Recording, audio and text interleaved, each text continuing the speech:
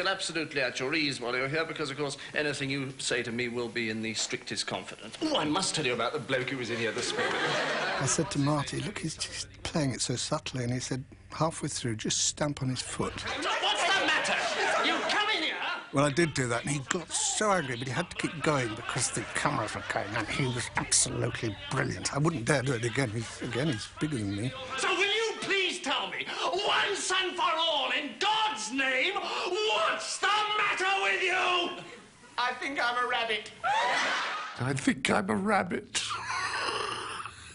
It's one of the funniest moments I've ever seen.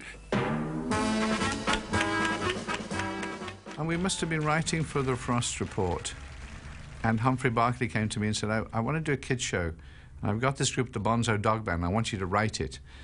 And I said, well, I want to write it with Mike.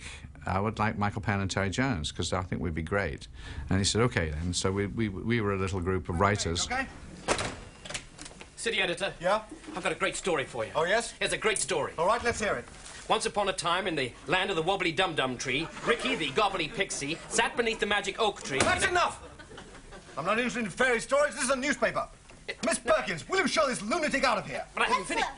Come away, at break of day, to fairyland, to the golden shores of fairyland. I will lead you by... It was kind of a fun show because we got to write it. It was only 23 minutes because it's ITV half hour. The Bonzo Dogs were on every week, and they were the most bizarre group of people you've ever seen. There were 14 of them the first week. Then they pruned themselves down to about 7 or 8. You're wanted in the Twilight Zone now, sir. Thank you, Rigor.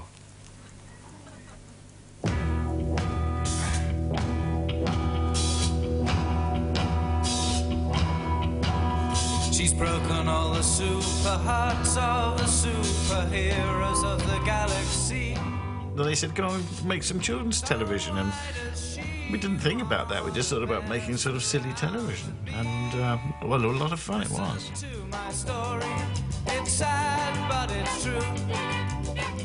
But they play, you know, they play the washboard and they play the Hoover, and they would do really weird and bizarre situationist songs. It was DADA, really. The Doodah Band was a DADA band. And that, I think, influenced us enormously. I think their influence on Python is huge because we were doing little sketches from Cambridge. But they were doing weird. It was situationally weird. I was fooled by the beautiful Zelda. I was still working in magazines and illustrating and art directing. And I said, come on, I got to get out of magazine work. Introduce me to somebody in television. And that person ultimately was Humphrey Barclay, who was producing Do Not Adjust Your Set, which Mike, Terry, and Eric were doing. And we were on our second